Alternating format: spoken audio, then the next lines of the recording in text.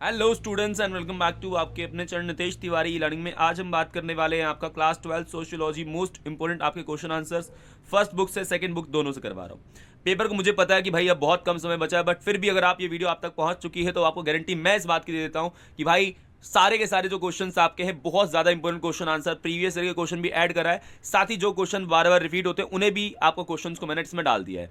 देखो, चैनल पर नए हो चैनल को सब्सक्राइब कर लो, बेल आइकन को जरूर दबा दो ताकि आप तक हमारी सारी जो वीडियोस है उसकी नोटिफिकेशन मिलती रहे। साथ ही यार इतना टेंशन मत लो, अगर एग्जाम की तुम्हें टेंशन है, बहुत ज्यादा पढ़ लिया है, उन बच्चों के लिए यही सजेशन है, आपने बहुत पढ़ लिया, बस थोड़ा सा अपने माइंड को शांत रखो और आपका एग्जाम बहुत अच्छा जाएगा। जिन्होंने साल भर नहीं पढ़ा उनके लिए भी एक सजेशन है, नहीं पढ़ा है कोई बात नहीं, इस वीडियो को देख लो, देखने के बाद बहुत कुछ आपका जो डाउट है वो क्लियर हो जाएगा। कल एग्जाम में एटलीस्ट तुम लिख पाओगे और अच्छे मार्क्स से पास भी हो जाओगे। आओ बात करते हैं पहले क्वेश्चन की। पहला क्वेश्चन आपका आता है कि अध्ययनों से ज्ञात हुआ है, मतलब पढ़ने से ज्ञात हुआ है कि विभिन्न समाजों में विविध प्रकार के परिवार पाए जाते हैं और आवास के नियम के अनुसार परिवार के दो प्रकार होते हैं। बिल्कुल सही बात है, परिवार के दो प्रकार होते हैं, एक मातृस्थानिक एक पितृस्थानिक। मातृस्थानिक का मतलब है जब वर और वधू, लड़का और लड़की जब शादी कर लेते हैं तो शादी के बाद वधू के माता पिता के घर, मतलब लड़की के माता पिता के घर अगर रह रहे हैं तो रहने की जो व्यवस्था उसको मातृस्थानिक कहते हैं। लेकिन अगर शादी के बाद जो जोड़ा है वो वर के, मतलब लड़के के माता पिता के साथ रह रहे हैं, जो कि हमारे समाज में दूसरा वाला जो रूल है वो फॉलो किया जाता है, ठीक है, पहला वाला नहीं होता ज्यादातर। साउथ इंडिया में पहला वाला फिर भी होता है, नॉर्थ इंडिया में बहुत रेयर है, घर जमाई तो भाई बहुत कम ही रहते हैं, मतलब ठीक है। क्वेश्चन आपका है सुल्तानाज ड्रीम नामक पुस्तक किसके द्वारा लिखी गई और यह एक उल्लेखनीय कहानी क्यों है। देखिए बहुत सिंपल है, पहली बात तो ये बेगम रुकैया शखावत हुसैन के द्वारा लिखी गई थी और आपको याद रखना है, साथ ही यह भारत में विज्ञान और लेखन का प्रारंभिक नमूना है। मतलब अगर सबसे पहले मैं कहूं कि तो आपका भारत में जो भी विज्ञान है, ये लेखन लिखने की जो भी कला है वो प्रारंभिक नमूना, मतलब स्टार्टिंग की चीज बताता है कि भाई ऐसा ऐसा है। साथ ही विश्व भर में किसी भी महिला के द्वारा, विश्व भर में, बड़ी बात है ये, विश्व भर में किसी भी महिला के द्वारा लिखी गई प्रथम कृति है, कृति का मतलब पहली बुक है आपका, और उनमें वे अपने सपने के बारे में बता रही है, जिसमें बोलती हैं कि अपने सपने में सुल्ताना एक जादुई मुल्क की सफर में है। जादुई मुल्क मतलब जैसे हातिम वाला नहीं था आपका, जिसमें बहुत हातिम बहुत सारे जादुई मुल्क में जाता है, चीजों को पार करता है, वैसे ही समझ लो एक प्रकार का। तो जादुई मुल्क आपका है और उस मुल्क में पुरुषों के कार्य स्त्रियां द्वारा किए जाते हैं और स्त्रियों के कार्य पुरुषों द्वारा किए जाते हैं। इस लाइन को प्लीज मत भूलना, क्योंकि एक नंबर में भी आ सकता है एमसीक्यू में कि इसमें सुल्ताना जो ड्रीम है उसमें पुरुषों के कार्य और स्त्रियों के कार्य कैसे बांटा हुआ है। याद रखना, मुल्क में पुरुषों के कार्य स्त्रियों द्वारा, स्त्रियों के कार्य पुरुषों द्वारा। पुरुष जो है घर से बाहर नहीं जाते हैं, जैसे महिलाएं नहीं जाती हैं, पर्दा रखते हैं, जबकि स्त्रियां जो है वैज्ञानिक रूपों में, वैज्ञानिक कार्यों में, उपकरणों को बनाने में व्यस्त हैं और प्रतिस्पर्धा कर रही हैं। इनकी सहायता से वे बादलों को नियंत्रित कर लेती हैं, उनके अनुसार जब मर्जी वर्षा करवा लेती हैं और ऐसी मशीनें और हवाई कारें बनाने का प्रयत्नशील हैं जो आकाश में उड़ सके। ये सारी बातें आपकी सुल्तानाज ड्रीम में बताई गई है। नेक्स्ट क्वेश्चन आपका है थर्ड, जिसमें आधुनिक भारत में महिलाओं की स्थिति का प्रश्न 19वीं सदी के मध्य वर्गीय सामाजिक सुधार आंदोलन के एक हिस्से के रूप में उदित हुआ और इन सुधारकों ने विचारों का मिश्रण इस्तेमाल किया। इन विचारकों की व्याख्या कीजिए। भाई किसने क्या किया?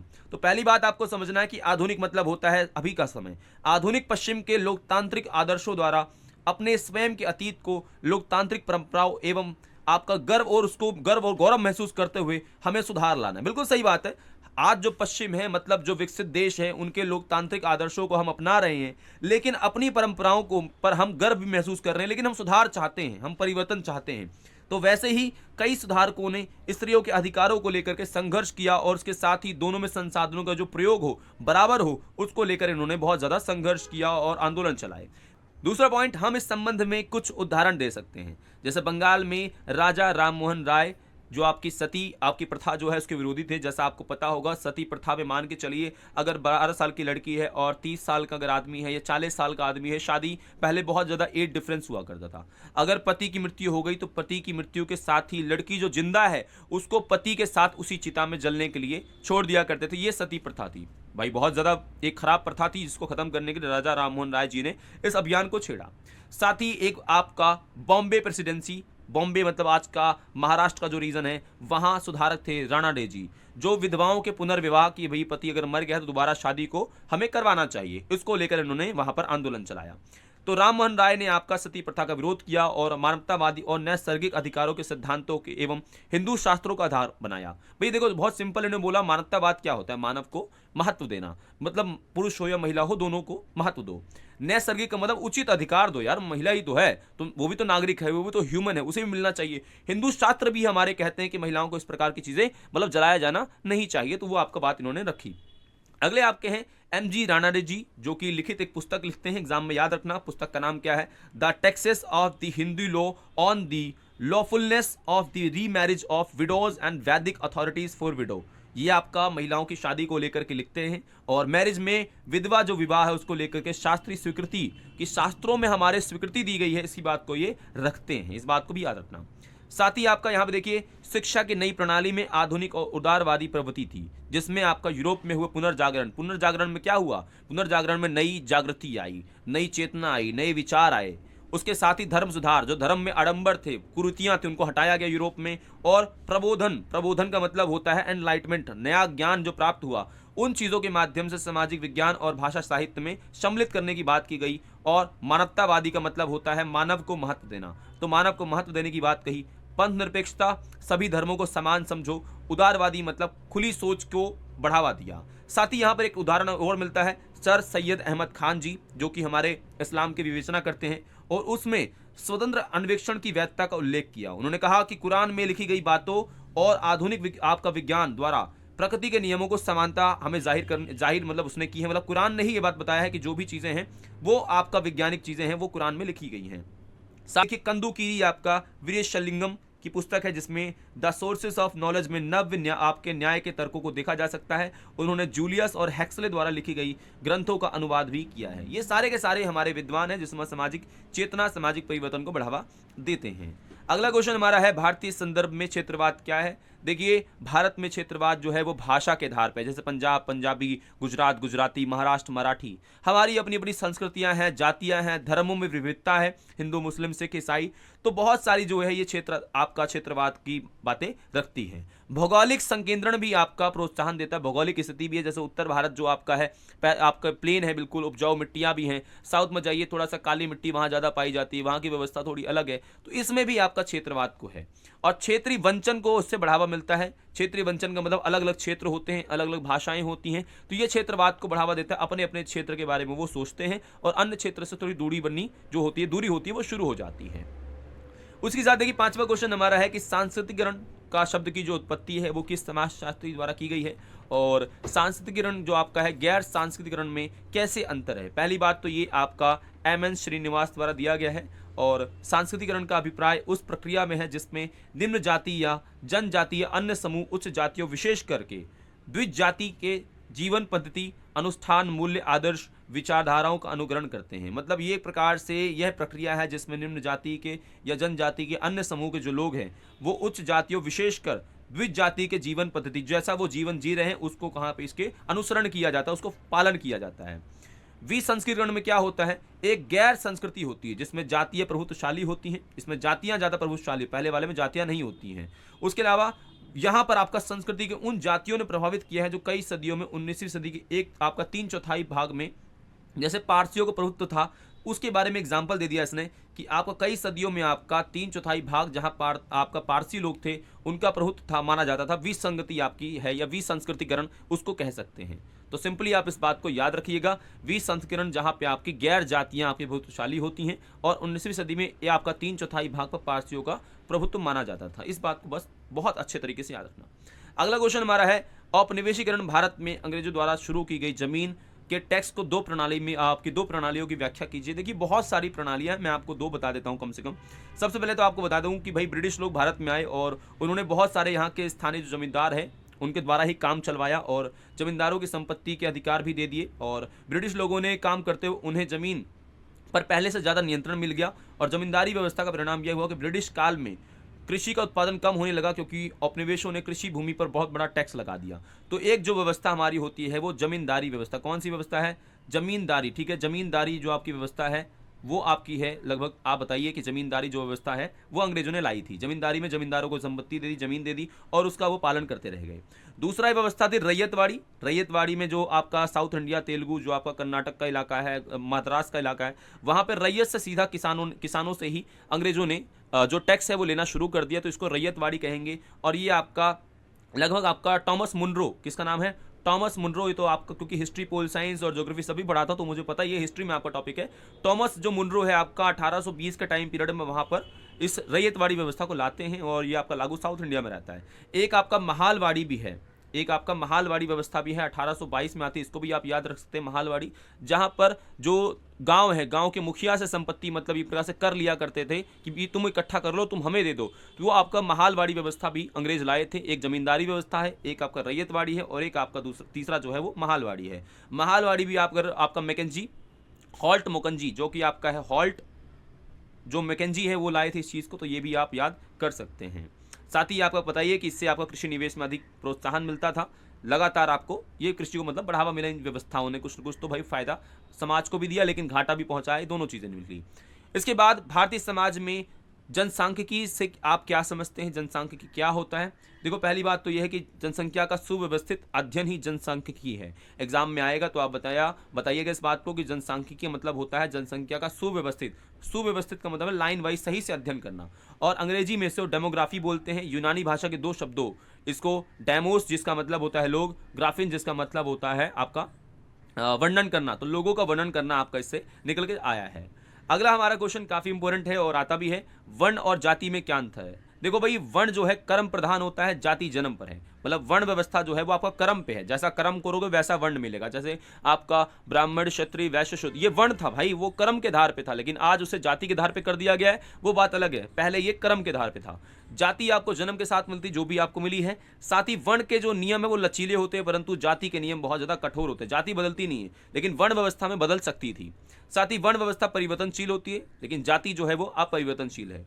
भारतीय समाज में वर्णों के चार वर्ण हैं, परंतु जातियां आपकी हजारों जातियां हैं। खान पान में अगर आप बात करें तो खान पान, व्यवसाय, विवाह के जो नियम है वो कठोर होते हैं आपके।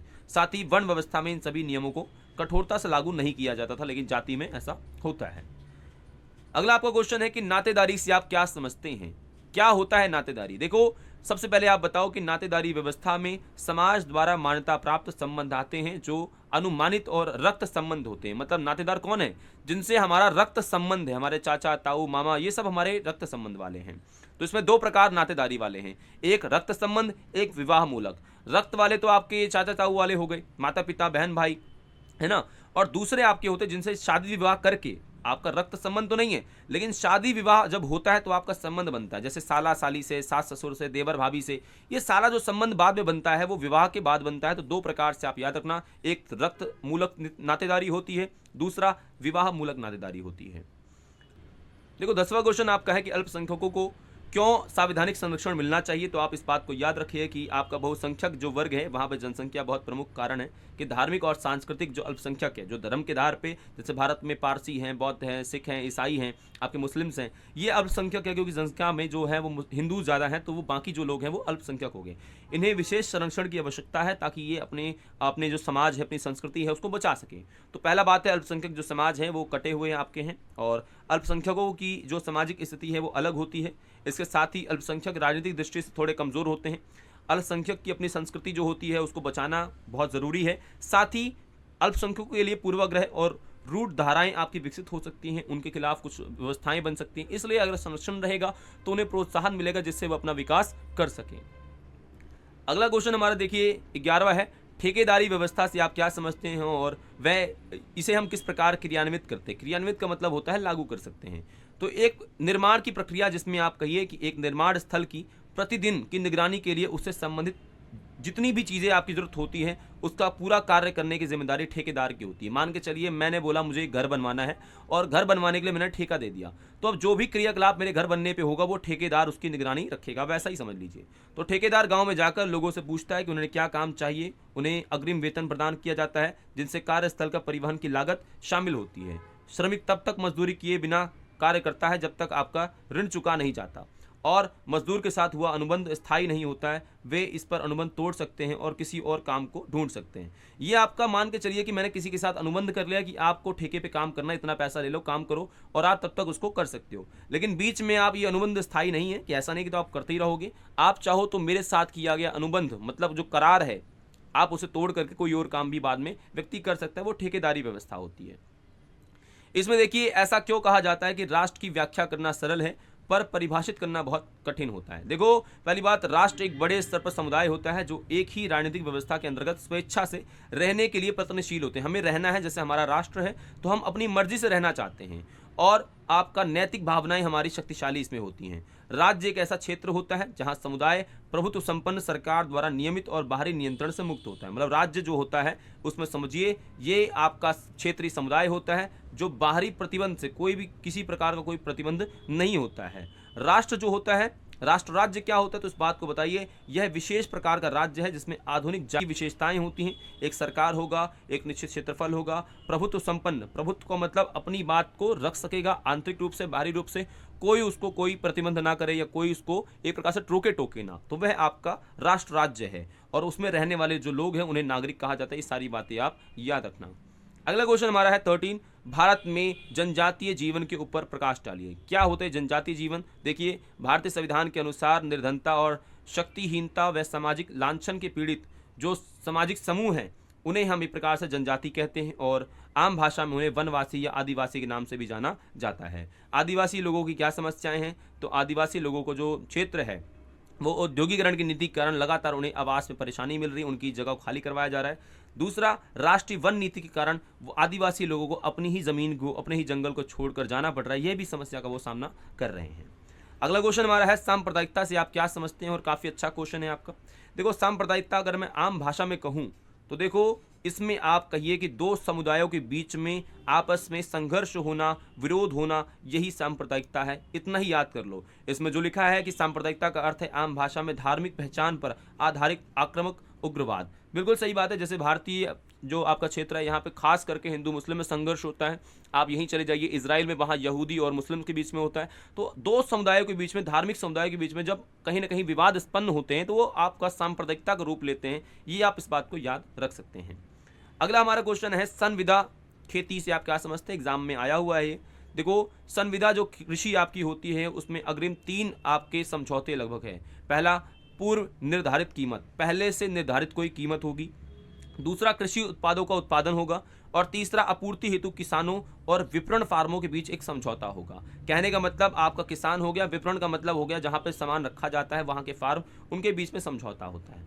संविदा खेती बहुत आम है, बहुत नॉर्मल है। इसमें खास करके फूलों की खेती, फल, अंगूर, आपका अनार, कपास, यहाँ आपकी खेती की जाती है। ये आपका वित्तीय सुरक्षा आपको प्रदान करता है, साथ ही किसानों के लिए अधिकार भी सुरक्षित करता है। ठीक है। इसके बाद बताइए कि कोई कंपनी या फिर कोई व्यक्ति किसी किसान के साथ अनुबंध करता है तो किसान द्वारा उगाई गई फसल को एक निश्चित समय पर उसे दाम में खरीदना ही पड़ेगा। अगर उसने पहले से निश्चित कर रखा है या उससे कोई एक एग्रीमेंट बनवा रखा है तो उसे खरीदना ही पड़ेगा। खाद, बीज और सिंचाई, मजदूरी और अन्य खर्चों का कॉन्ट्रैक्टर के होते हैं। कॉन्ट्रैक्टर के अनुसार ही किसान खेती करता है कि भैया कितना उसको चाहिए, उस हिसाब से किसान जो है वो खेती कर लेता है। आजकल ये भी आपकी संविदा खेती में होने लग गया है। अगला हमारा क्वेश्चन है 16, जिसमें रॉबर्ट माल्थस की जनसंख्या आपका जो एक वृद्धि का सिद्धांत है, जिसमें रॉबर्ट माल्थस जो आपके हैं वो इस सिद्धांत को कहते हैं जिसमें जमाती सिद्धांत जो है, जिसमें 2, 4, 8, जिसमें देखिए मल्टीप्लाई आपका होता चला जा रहा है ना, तो ये आपका कंपाउंडिंग की तरह लगभग है। मान के चलिए कि कंपाउंडिंग में ऐसा ही होता है कि आपका जमाती अनुपात में बढ़ता रहता है जनसंख्या।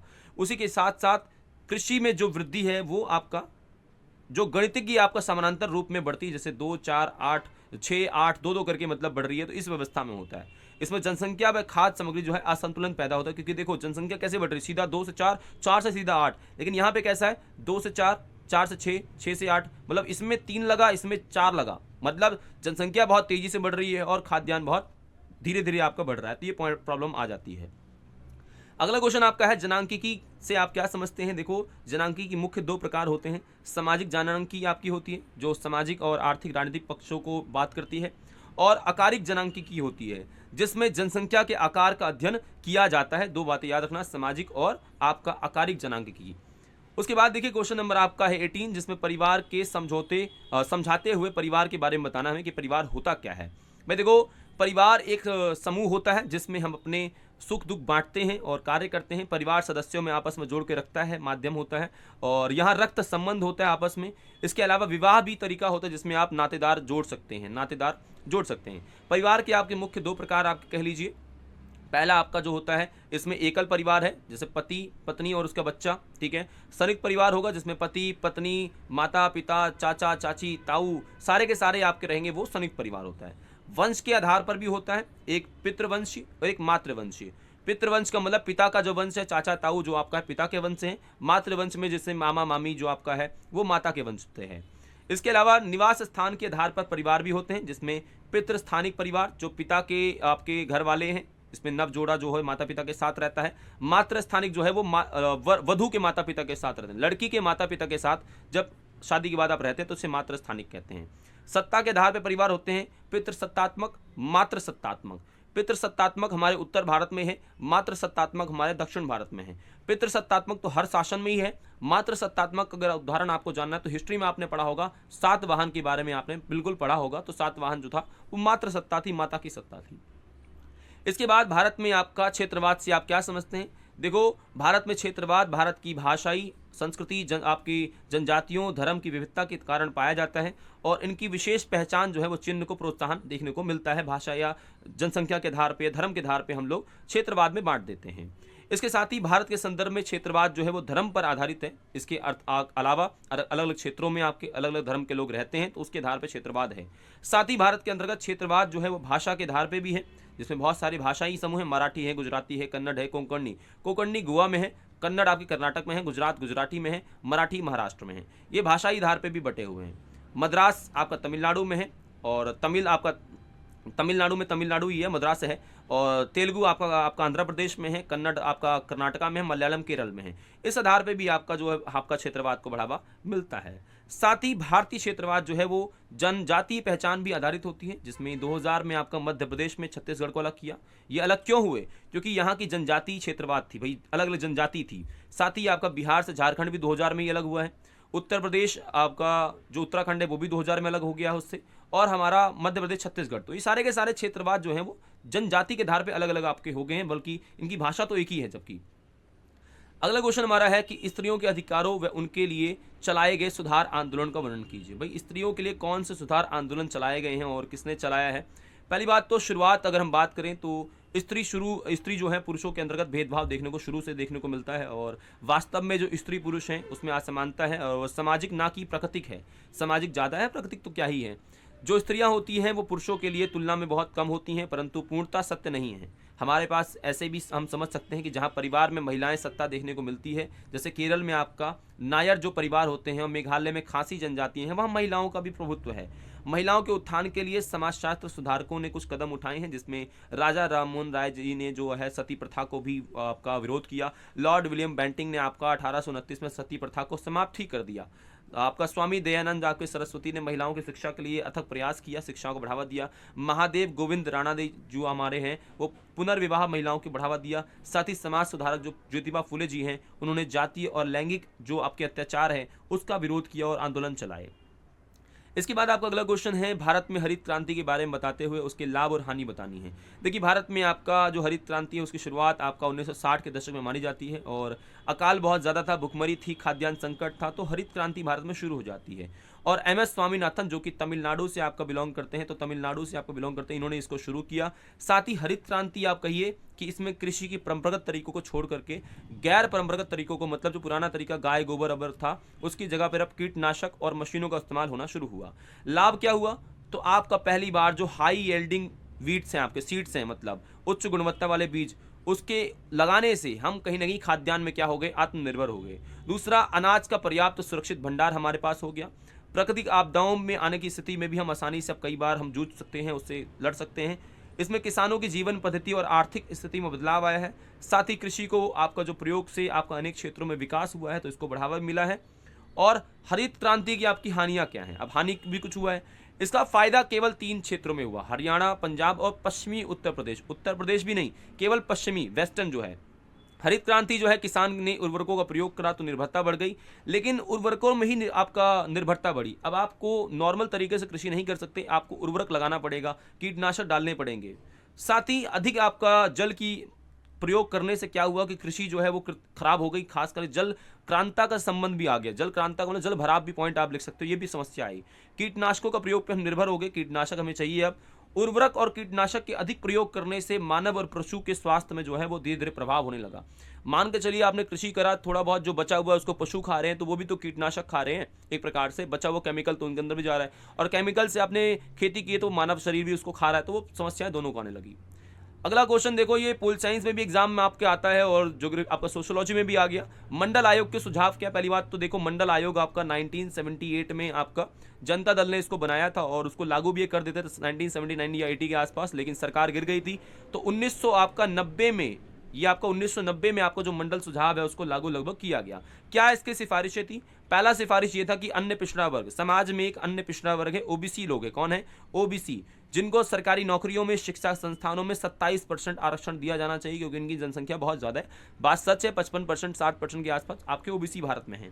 दूसरा, योग्यता के आधार पर आपके योग्य नहीं थे, साथ ही सार्वजनिक सेवा में उन्हें स्तरों में पदोन्नति और आरक्षण मिले। मतलब अगर वो किसी सरकारी जॉब में भी है तो वहां पे भी रिजर्वेशन मिले, वहां भी उनकी जो इंक्रीमेंट है एक प्रकार से वो भी प्रमोट किया जाए। इसके साथ ही अनुसूचित जाति जैसे एससी, एसटी और आपके जनजाति लोग हैं, उनको भी आपका, ओबीसी लोगों को उनके समान ही थोड़ा आयु में छूट दी जाए, 1-2 साल इनको कम या ज़्यादा आपका दिया जाए ताकि वो जॉब्स को क्लियर कर सकें, निकाल सके। ये सारी व्यवस्थाएं आपका मंडल आयोग में था। भूमि सुधार, भूमि पुनर्वितरण जैसी बातें भी इसमें कही गई थी।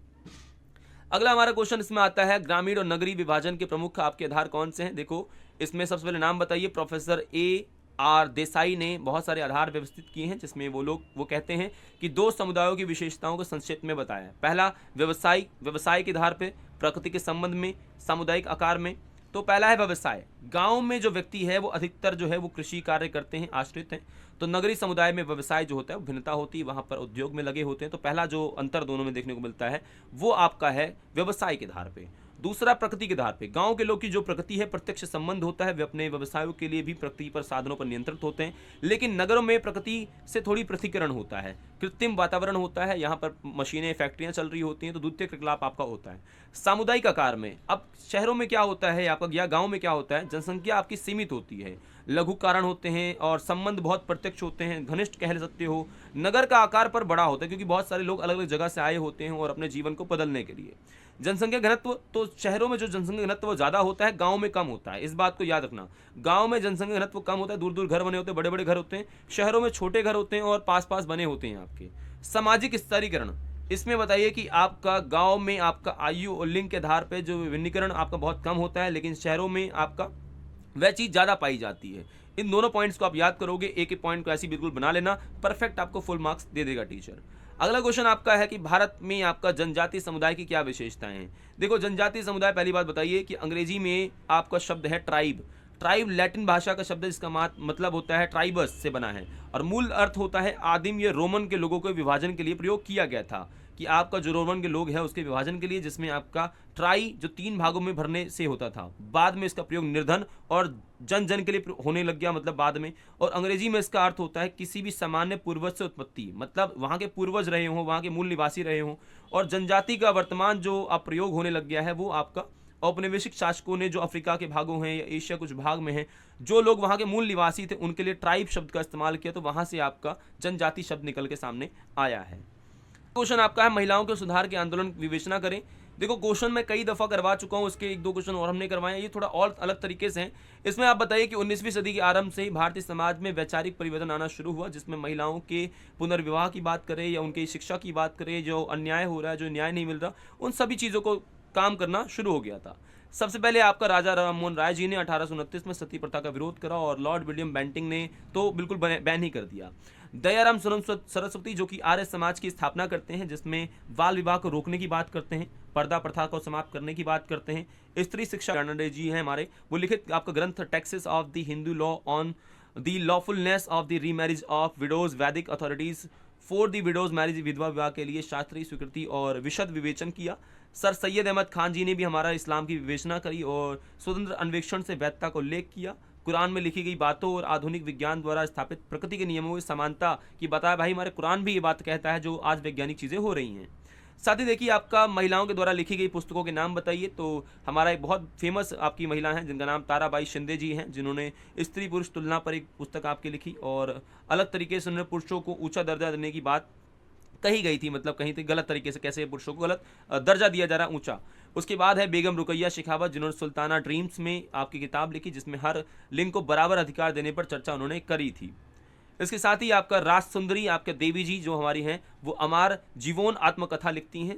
तो इसके माध्यम से महिलाओं ने अपनी पुस्तकें लिखी और समाज के बारे में अपने अपने जो विचार है वो व्यक्त करे। इसके बाद आपका क्वेश्चन नंबर 27 है, संगठित क्षेत्र और असंगठित क्षेत्र में अंतर बताना है। संगठित क्षेत्र जो है औपचारिक क्षेत्र होते हैं जो 10 या 10 से अधिक आपके जो लोग होते हैं पूरे कार्य कर रहे होते हैं। औपनिवेशिक क्षेत्र को आज भी संगठित क्षेत्र कहा जाता है। इसमें कामगारों की संख्या निश्चित नहीं होती है। अब संगठित क्षेत्र सरकार के पास पंजीकृत होते हैं और असंगठित जो होते हैं वो क्षेत्र कामगारों का सरकार के पास कोई पंजीकरण नहीं हो, सरकार को नहीं पता कि कितने असंगठित क्षेत्र आपके हैं। संगठित क्षेत्र जो होता है काम कर रहे मजदूर की नौकरियां सुरक्षित होती हैं लेकिन आपके अतिरिक्त वेतन और आपका जो चीज़ें हैं वो आपको मिलती हैं, मतलब अगर आप अतिरिक्त वेतन घंटे काम कर रहे हैं तो वेतन मिलता है। जबकि आपका असंगठित क्षेत्रों में ऐसा कुछ भी नहीं होता है, आपका वेतन भी निश्चित नहीं होता है, समय निश्चित नहीं होता है। संगठित क्षेत्र में आपका भर्ती पारदर्शी होती है कि भी आप बिल्कुल क्लियर है कि आपका चयन जो होगा आपकी योग्यता के आधार पे होगा, लेकिन जो असंगठित क्षेत्र है वहाँ पे ऐसा बिल्कुल नहीं होता है। संगठित क्षेत्रों में आपका कर्मचारी जो है उचित वेतन और पेंशन मिलता है, लाभ मिलता है, लेकिन असंगठित क्षेत्रों में ऐसा कुछ भी नहीं मिलता है। इसके बाद देखिए अगला क्वेश्चन हमारा है कि आईटी क्षेत्र में आपका समय की जो चाकरी है उस परिघटना के आईटी सेक्टर में एक्चुअली हो क्या रहा है। देखो आजकल क्या हो रहा है कि आधुनिकता का मतलब अब ये समझ में आता है कि समक्ष सीमित जो आपके संघ है, स्थानिक दृष्टिकोण है, कमजोर पड़ रहे हैं। सार्वभौमिक पद्धति जो है और विश्वजनीन आपके दृष्टिकोण है, विश्व भी एक पर्सपेक्टिव से अब दुनिया को देख रहा है जिसमें आप कहिए कि इसमें उपयोगिता और विज्ञान के सांकेतिक धर्म और पवित्रता और वैज्ञानिक तत्वों के आधार पर महत्व दिया जा रहा है आपको। इसके साथ ही आपके इस प्रभाव में सामाजिक और राजनीतिक स्तर पर व्यक्ति को प्राथमिकता दी जा रही है, ना कि समूह को दी जा रही है, व्यक्ति को दी जा रही है। ऐसे समूह संगठन में रहते हैं, काम करते हैं जिनका चयन जन्म के आधार पर नहीं बल्कि इच्छा के आधार पर होता है। आप अपनी इच्छा से किसी भी चीज़ को चुनते हो। इसमें भाग्यवादी प्रकृति के ऊपर ज्ञान और नियंत्रण की क्षमता को प्राथमिकता दी जाती है। यहाँ पे मनुष्य को भौतिक और मानवीय पर्यावरण से जोड़ता है आपका इसमें आईटी में, और साथ ही अपनी पहचान को चुनकर आप अर्जित कर सकते हो जन्म के आधार पे। और इसका मतलब यह भी है कि कार्य को परिवार, गृह, समुदाय से अलग आपका करता है और नौकरशाही संगठन में आपका शामिल करता है। अगला क्वेश्चन आपका आता है, औपनिवेशिक शासक चाय बागानों में किस प्रकार श्रमिकों का चयन करते थे, नियुक्ति करते थे। तो आप बताओ, औपनिवेशिक जो सरकार है वो गलत तरीके से मजदूरों की भर्ती और नियुक्ति करती थी, बलपूर्वक करवाती थी। ब्रिटिश व्यवसाय में अगर हम बात करें, व्यवसायियों ने तो सरकारी बल का प्रयोग करके बागानों में मजदूरों को सस्ते दामों में काम करवाया। औपनिवेशिक शासक मान के चलते थे कि बागान में आपके मकान वालों को फायदा पहुंचाया जाए लगभग। उसके साथ ही औपनिवेशिक शासक जो होते हैं पूरी तरीके से अवगत थे कि औपनिवेशिक देश में चलाए गए आपके जो नियम हैं वो लागू हो सकते हैं, और यह भी ज़रूरी नहीं कि ब्रिटिश उन आपके प्रजातांत्रिक नियमों का आपका निर्वाह करे जो देश में अपने देश में लागू करते हैं। मतलब वहाँ पे जो नियम अपने देश में बढ़िया वाले लोकतांत्रिक वाले चला रहे हैं, लेकिन औपनिवेशिक देशों में ऐसा कुछ नहीं होता है। वो बिल्कुल वहाँ पे तो क्रूरता का व्यवहार करते हैं, इंसान ही नहीं समझते इंसान को। अगला आपका यहाँ पे क्वेश्चन है, चाय के बागानों में जो बागान मालिक होते हैं वे कैसे जीवन जीते हैं। देखो वो जीवन शैली काफ़ी विलासितापूर्ण होती है, चमक धमक वाली होती है। बंगले बड़े बड़े होते हैं, लकड़ी के पट्टों पे स्थित होते हैं। घरों में आपका जंगली जानवर आपका वहाँ ना आ पाए इसको लेकर के बंगलों के चारों ओर आप मखमली बाग आपके होते हैं। रंग आपके फूल बिखरे होते हैं। गोरे साहब कितने भी स्थानिक लोगों को ट्रेनिंग देकर आपका बेहतर सेवा देने लायक बना दिया करते थे। माली, बावर्ची, घरेलू कामकाज, बहुत सारी व्यवस्था आपने लिए। सारी जरूरत की चीज़ें, साफ सफाई, पाउडर से लेकर आपका कांटे और स्टेफिन जैसी चीज़ें, चांदी के बर्तन, आपका नॉटिंघम के किनारे रहना टेबल, और उससे लेकर बहुत सारी साबुन, नहाने के साबुन, सब तरह की व्यवस्था करते थे। बड़े बड़े नहाने के टब हुआ करते, विशाल नहाने के आपके कमरे होते थे। दिन आपका अगर बात करें तो वहाँ पर कुएं, पानी से भरने के लिए कुएं आपके हैं। वास्तव में स्ट्रीमर होता था, स्ट्रीमर समझते हैं, जहाँ गरम गरम आपका थोड़ा हवा आपका होता है और बिल्कुल आपकी बॉडी जो आपका आपने देखा होगा बॉडी बिल्डर्स यूज़ करते हैं स्ट्रीमर्स को, तो मतलब उस तरह की व्यवस्था उस समय भी ये यूज़ करा करते थे। ये सारे के सारे क्वेश्चंस आपके सोशियोलॉजी में बहुत ज़्यादा इंपॉर्टेंट है। कोशिश यही की है थोड़ा जल्दी बता दूं आपको, और आपका एग्जाम कल ही है तो इस चीज़ को बहुत अच्छे से पढ़ के जाना। वीडियो पे नए हो, चैनल पे नए हो, चैनल को सब्सक्राइब कर लो, बेल आइकन को जरूर दबा दो। इसके साथ दोस्तों, जय हिंद, जय भारत।